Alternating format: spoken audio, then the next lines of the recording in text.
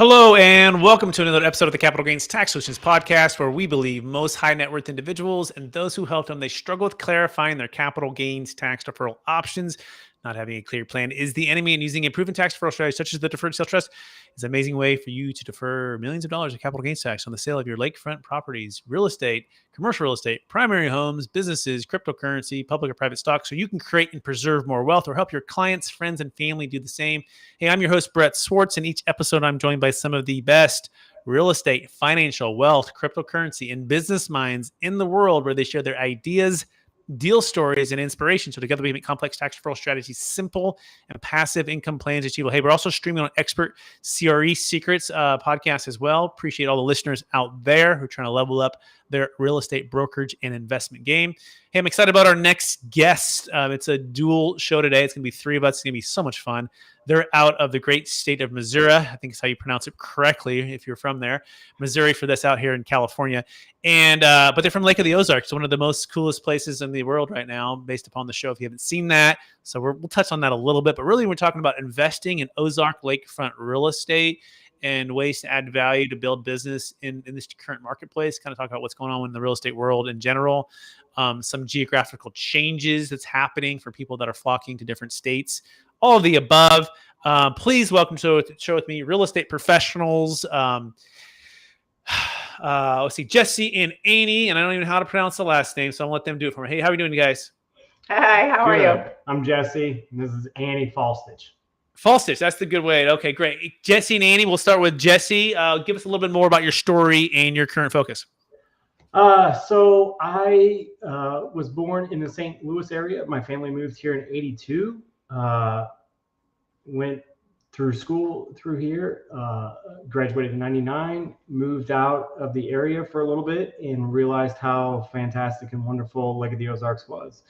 Moved back into the area for a little while. I helped did sales and manage a family-run heating and cooling business for a while. Got my license in 2018, and we had bought the franchise for Lakefront Living in 2017. So I kind of moved over to help Annie out as much as possible. And so now our focus is, anything lakefront, Lakeview, lake access, and helping. We get a lot of out-of-town buyers. So just helping them navigate what is not typical in a city setting. We have different permits with the lakes, docks, lots of different questions people aren't aware of. But fantastic. And how about you, Annie? Tell me a little about your story and your focus. So I also grew up here at Lake of the Ozarks. My family relocated and moved here full time in '84. I grew up boating Lake of the Ozarks. We every day swimming in the lake and boating the lake. So also came back, got into the real estate industry, and now have been in the industry here locally for 15 years. We, like Jesse said, purchased the franchise for Lakefront Living, which is a nationwide lake exclusive brokerage. So that's really our focus, is 100% lakefront, lake access. We're helping both, unite buyers and sellers of lakefront property. We cover more lakes than Lake of the Ozarks, but we only sell Lake of the Ozarks, which is where we live and boat with our 3 children now. Absolutely love it. So cool. And love Lake of the Ozarks. One of my business partners lives there. And so I have never been there yet. I had a good best friend moved to Springfield, Missouri, back in the day, and it broke my heart. And then he came back to California. But that being said, very cool. I love the background, love the focus. Before we dive into the number one secret to investing in Ozark lakefront real estate, I want to take one other step back. I believe we've all been given certain gifts in this life, and these gifts have been given to us to be a blessing and help to others. So I'm curious, go back to your high school days or your earlier days, right? What's the one gift that you believe you've been given, or strength that you believe you've been given, and how does it help how you help and bless your clients today? So yeah, I'll start with that.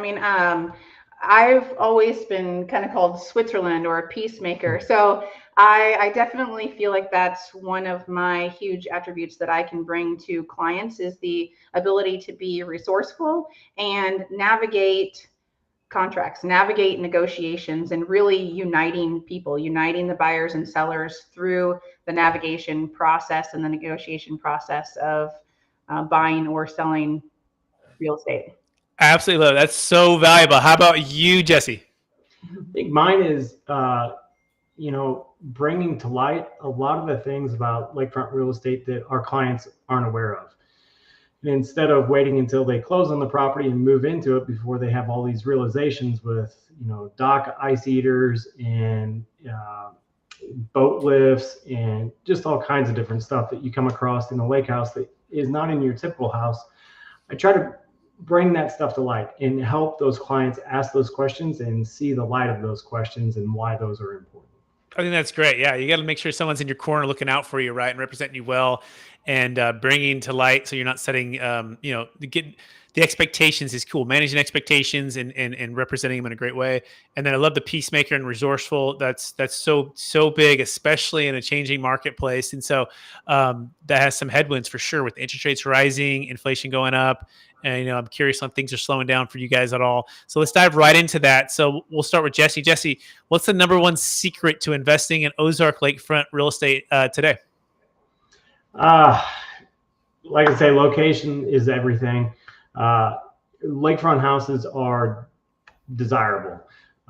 As long as you're on a lakefront, you have a dock in front of you, your home valuations aren't going to go through the extreme lows of what you would see in a downturn, or not really even the extreme highs is what you would see in, say, a Phoenix market or Atlanta, what we see in St. Louis, Kansas City, even in the Springfield area.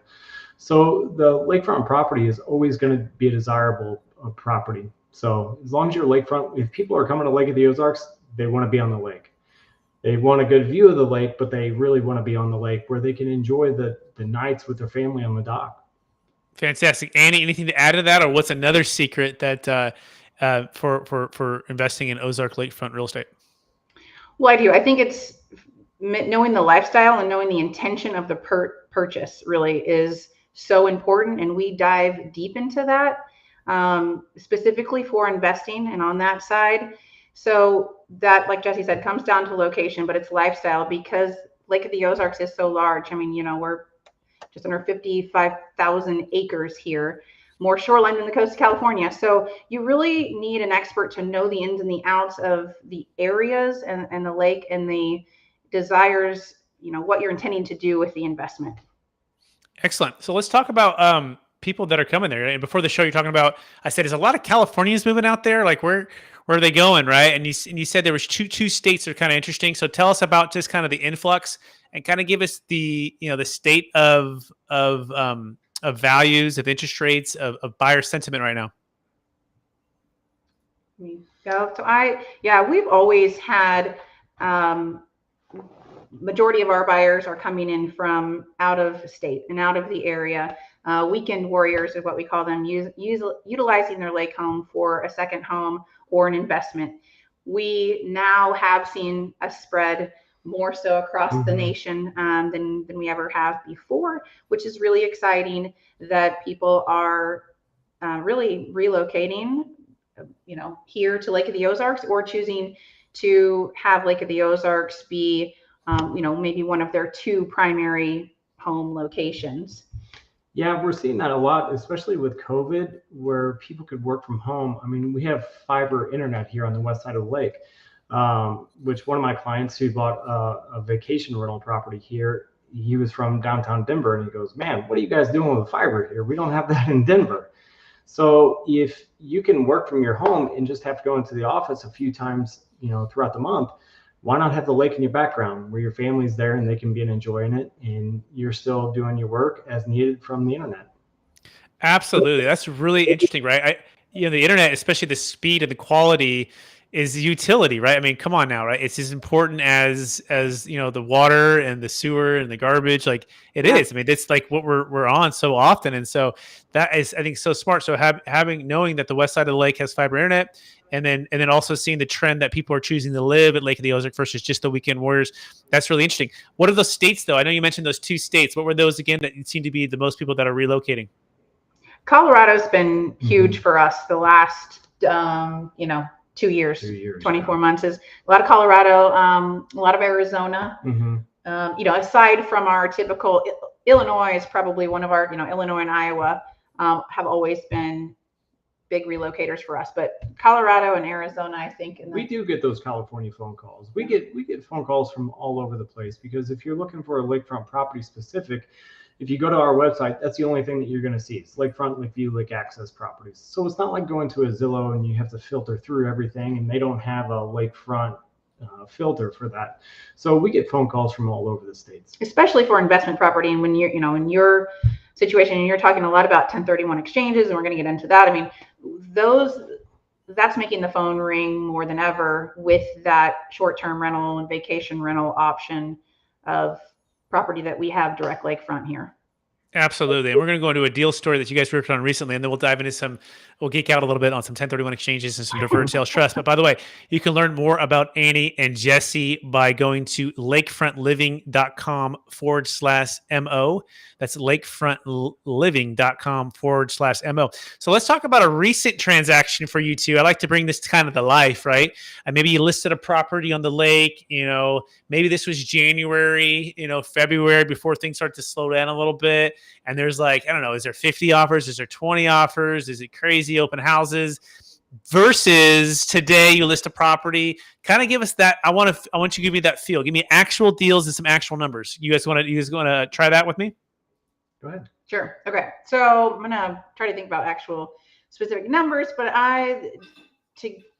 we have not seen, even in the height of it all and the craziness, we were potentially seeing 5 to 10. I think I had one property, okay, recently listed, on that one I had 12 offers on. But it has slowed down a little bit in that sense. It all depends on price range, price point. Obviously, our lower price in for direct lakefront, you're going to have more buyers. The buyer pool is bigger. So we're still seeing some multi-offers in that, a lot of cash buyers in that sense. But now we've had more traditional, and when I say traditional, I mean I've been working more contracts to close with one buyer and one seller in the past 6 months than I had in the past, previous 2.5 years. Jesse, anything to add to that? Just that, now that we're seeing a little bit more days on market, we're seeing some price reductions, which we were waiting for. Those properties were just going extremely high. If you had a lakefront property in the 300s, which is now the 400s, that's where you were backed up on offers. We get into a property, and it was even still surprising. You get into a property in $2 or $3 million, and no, you didn't have multiple offers in the first weekend, but there was a really large appetite for that. There's not very many nice, clean houses with pools on them to pick from. So those were still going really fast. So that's kind of what we've been running into here as of recently. We did notice at the beginning of the year that we had more deals fall out of contract than what we had the past couple of years. So we could kind of see things were changing a little bit. Yeah, that's good insight. And out here in California, likewise, I'm in Northern California, Sacramento kind of area, but we have clients throughout the country. But we're seeing, I have a good friend. He's selling property in Thousand Oaks, helping him sell the property, and he's, we're seeing he went I think we were a couple months too late. Not that he can't sell it, but he was saying it was absolutely bananas before with friends that were selling at high prices and multiple offers, and it was selling really quick, and and then kind of things started to change rapidly in the last 30 days with interest rates and inflation and things happening. And so it's definitely some headwinds happening right now with the changing in the real estate tide, which creates reasons to solve problems, which leads us into our next discussion, which is tax, right? So one of the biggest challenges is people have tax, capital gains tax.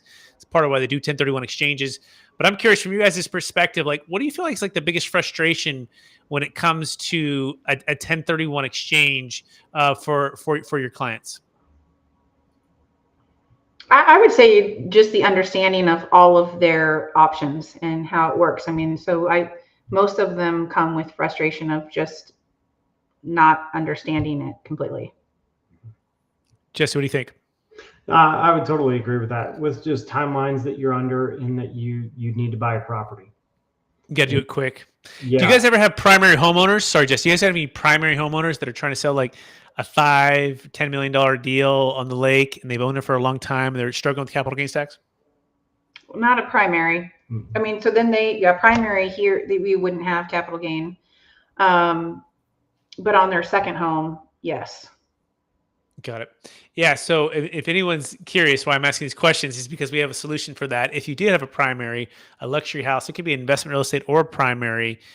The 1031 exchange doesn't work for that. At least it doesn't work. It doesn't work for a primary, but the deferred sales trust works for both. You can do it for a primary. We just did an $8.3 million primary home sale out of Palo Alto. We just did a $4.2 million investment property out of Colorado. And it works for a $50 million land sale out of Texas. So it works for all things. And so if you're looking, it works for crypto business sales. So if you're curious, you can go to Capital Gains Tax Solutions to learn more about that. But from a real estate perspective, sometimes the 1031 exchanges, you run out of time. So if you ever had a situation where your clients are running out of time and they end up just paying the tax, so they couldn't identify anything, Jesse or Annie? Yeah, for sure. I mean, that's been a big issue, now with the more buyers putting down the inventory, they're not able to secure something. Or they have to buy in a different location on a different piece of property. Right, that maybe they didn't want to buy because they ran out of time, or they just got to buy something. So yeah, the deferred sales trust, what's cool is you don't have to buy right away. In fact, you can sell high, diversify it into the stock market, diversify it into other passive or active real estate deals, and then buy whenever you want to back into your own deals. Now, it can't be a primary. It's one of the downsides to it as a realtor, right? If they need it for a primary purchase, then they just want to pay the tax on that amount and use that as a down payment. But there's some cool solutions out there. That being said, we're running out of time. Are you two ready for the lightning round? We're ready. All right. Knowing what you know now, if you can go back to your 20 to 25-year-old self, what's the one golden nugget you'd make sure to tell yourself to do? Oh my gosh. Buy some investment property. Buy a duplex. Buy a fourplex. Buy something. Buy income. I love it. How about you, Annie? I don't know. I'm trying to think of, the lightning round, something I would. That's okay. We'll give you the second question to start, Annie. What's the number one book you recommended or gifted the most in the past year? Or right now, I just gifted Ninja Selling to my agents just this past week. I'm trying to think of the most gifted. No, that's a good one. That sounds cool. Ninja Selling sounds like a fun one. Jesse, any books come to mind? Oh, a couple, but one that I really enjoyed was Keith Cunningham, The Road Less Stupid. Sounds like a good one. Excellent. Next question. What are you most curious about right now? I guess the upcoming probably the next 24 months. Next 2 years. There is no crystal ball, but that's sparks my curiosity. Yeah, absolutely. Where the opportunity is going to be at in the next 24 months, because there's going to be a ton of them. And this is the time where most millionaires are made, in times of downturns and crisis. So I know I've been looking into and researching apartment investment. So that's where I'm at. Love it. I love it. I love apartments. Next question. What's the number one leadership quote or theme that you strive to live by?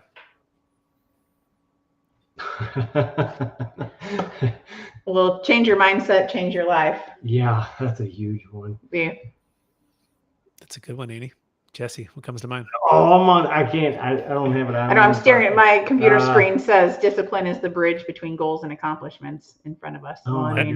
We've got them taped up all over the room. Actually, your wealth is a reflection of your daily habits. Yeah. That's great. I love it. That's good. That's 3 or 4 right there for us. Appreciate it. Last question, and then you'll be off the lightning round. After all your success and all the things you've done, and people you've helped and buy properties, sell properties, your 3 kids, and all the cool stuff there, how do you stay centered in your values, and how do you stay encouraged to charge forward to reach new heights? It's easy for us to stay encouraged, I think, because of the the lifestyle that we're selling. Our clients really do start, become our friends and our family. Our godparents to our son, our, clients are like named after, we're spending a lot of time in our free time with our clients, and they just become really close family friends. So it keeps us motivated all the time to we love the lake life so much, and we're so passionate about it. That free time we get to spend with our kids and our family is like no other. I mean, it's our only time to really unwind. So for other people to be able to do that too, and see generations of families carry on those routine, that's so fun for us and always keeps us motivated.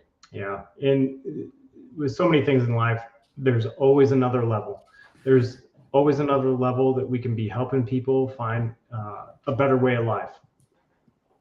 Amazing. I know I said there was, that was the last question, but it's actually one more that I always forgot to talk about. And it has to do with the show, The Ozarks, right? Yeah. We'll do a quick little light round on this show. Okay. You ready? By the way, one of my wife and I's favorite shows, crazy show, but pretty cool show. Okay. So favorite character in Lake of the Ozark show, go. Oh, by far is Ruth. But for us, Ruth. I mean, me. I shouldn't say us. Yeah, I mean, Ruth's good, but I'm a Marty Bird fan. He's a pretty cool, calm character. Right. So cool under fire, right? It's just like, it's so cool. Awesome. Second question, maybe favorite scene or because you guys are from Lake of the Ozark, right? Was there oh, wow, they did that so well that it captured Lake of the Ozark? What was that scene or that episode? What did they do that was really well that captured? Because you guys are, from Lake of the Ozark. Yeah, I know. Sadly, it doesn't really depict Lake of the Ozarks. Only the drone footage in their intro is really Lake of the Ozarks. But we do quote in, sadly, probably the biggest quote that we use. I don't think it's appropriate for the show. I don't know. It uses some foul language, but we do, quote a few of the. That's cool. That's fine. A lot of Ozark was actually filmed in Georgia for tax reasons, oddly enough. But Lake of the Ozarks, when you see high altitude drone footage with a bunch of houses on the water, that's Lake of the Ozarks. When you see the lake with nothing in the background, that is typically not Lake of the Ozarks. There's not very much of that. We do have some state park on the water where you run into that, but you would be amazed from how the show depicts Ozarks to how much money is actually here. Some of the old storyline though is true, and then funny enough, now I think it's happened several times about the casino, but I think we're maybe now finally going to get the casino. We're getting a casino. It's not on the water. But it's not on the water. What's hilarious is how much things evolve around tax. They're filmed in Georgia for tax reasons. The show is literally called Ozarks, and it's not even filmed there because, Missouri versus Georgia, right? And taxes or money, it's so interesting. And they just use a drone. And then the second thing is during the show, of course, they open this casino for, for them, it's money laundering, but you never want to get in trouble with that. But it's just and you guys are finally getting what we're doing is not money laundering, of course. We're doing is tax deferral for the disclosure there. All legal, legit. But it's and with real estate too, right? It's just buying and selling real estate. They're not doing anything crazy. But it's just funny how a show can change the perception of people who have no clue about a certain area, but then you feel like you do, right? So but overall, you guys like the show? You guys are fans of the show? We are fans of the show. Yeah, we love to watch it. It's got a good script to it, so we enjoy it. And they do some name drops of the local towns, and there are a lot of references. They had one overlook. A lot of the first season, those episodes had a lot more to do with actual Lake of the Ozarks than the rest of it was just a lot of storyline.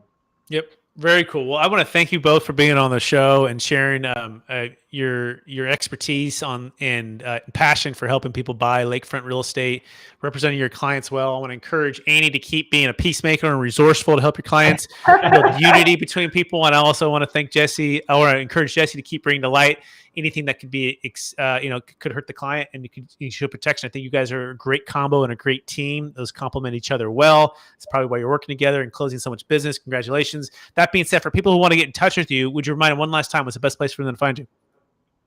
Brett, thank you so much for having us on. lakefrontliving.com/Missouri is the easiest, fastest way to find us.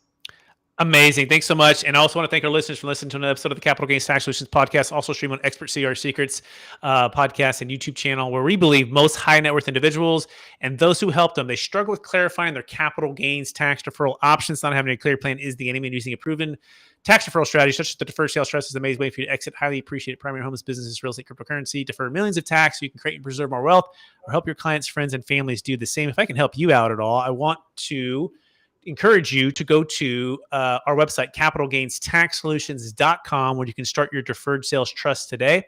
And or if you are a professional helping high net worth individuals exit, you can learn about the deferred sales trust as a way to help them out. You can also check out the new book that's coming out, Building a Tax Deferred Exit Strategy. And it's the proven playbook for unlocking your ideal wealth plan when selling assets of any kind for yourself or your clients. We have the Kevin Harrington from Shark Tank in the book, and a lot of other commercial real estate syndicators, multifamily operators in the book. So we want to encourage you to check out that book when it drops in about 30 days. That being said, please rate, review, subscribe. Please share this with somebody who might be moving out of Colorado, Arizona, Illinois, even California, who wants to get to the Lake of the Ozark and looking for some agents to connect with. Make sure you share it with them, and they could be helped by amazing couple and